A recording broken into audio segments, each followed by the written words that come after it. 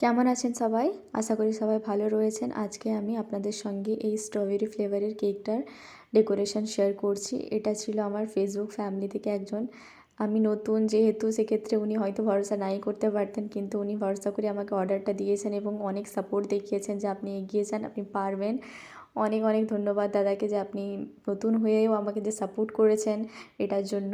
তো আমি অনেক চেষ্টা করেছি ঠিকঠাক করার, আগের থেকে অনেক বেটার করার, বাট তবুও অনেক ভুলভাল করেছি যেহেতু, তবুও আগে সেই মিস্টেকগুলো কারেক্ট করার চেষ্টা করব। যেহেতু আমার ক্রিমটা ঠিকঠাক করে মেবি বিট হয়নি, যার কারণে ক্রিমটা একটু লিকুইডই রয়ে গেছে। কারণ জানি না এই গুডরিচের যে এটা আমি ইউজ করছি ক্রিমটা, এটা ঠিকঠাক করে বিট হয় না, অনেকটা মানে টাইম কনজিউমিং লাগে, বা একদিন আগে বিট করে রাখলে ফ্রিজে তখন সেট হয়।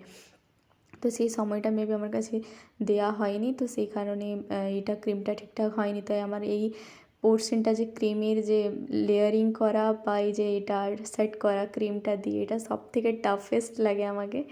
তবুও চেষ্টা করছি মোটামুটি ঠিক করার। আমি ঠিকঠাক করে মানে এটাকে সাইজ দিতেই পারি না। একদম যে ফাইনাল লুক, একদম মানে একদম টাচ আপটা খুব সুন্দর হবে সেই জিনিসটাই আমি পারি না। তবে চেষ্টা করছি, আশা করি আগে আরও ভালো করতে পারবো। আপনারা এভাবে পাশে থাকুন এবং প্লিজ বিশ্বাস করে একবার দেখুন এবং অর্ডার করুন। আমি অবশ্যই চেষ্টা করব আরও দিন দিন ভালো করার। ওনার মেয়ের বার্থডে ছিল, যার বয়স ছিল 6 বছর। উনি বলেছিলেন যে পিঙ্ক কালারের ওপরে চাই থিমটা, এই পিঙ্ক কালার দিয়ে আমি এটাকে করে দিলাম, কভার করে দিয়েছিলাম। তো উনি ডেকোরেশন কীরকম লাগবে সেটা উনি আমাকে বলে দেননি, নিজের মতোই করতে বলেছিলেন। তাই নিজের মতোই একটু চেষ্টা করেছি বানানোর। তারপর ওনাকে আমি পিক পাঠিয়েছিলাম যে দেখুন এরকম হয়েছে, আপনার কি কোনো কাস্টমাইজ লাগবে? তো উনি বলেছিলেন যে এর সাইডে সাইডে কিছুটা চকলেট দিয়ে দিতে। তাই আমি হোয়াইট চকলেট যে হয় সেই হোয়াইট চকলেটটাকে গ্রেট করে এর সাইডে সাইডে দিয়ে দিয়েছিলাম। ওনার মেয়ের নাম ছিল হুমেরা। কালকে ওনার বার্থডে ছিল।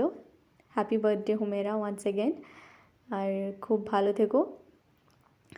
হাতটা কাঁপছিল আমার যেহেতু নামটা লিখতে লিখতে, তাই ফাস্ট ফরওয়ার্ড করে দিয়েছি। প্রথম প্রথম লিখছি তো তাই একটু হাত কাঁপছে মেবি।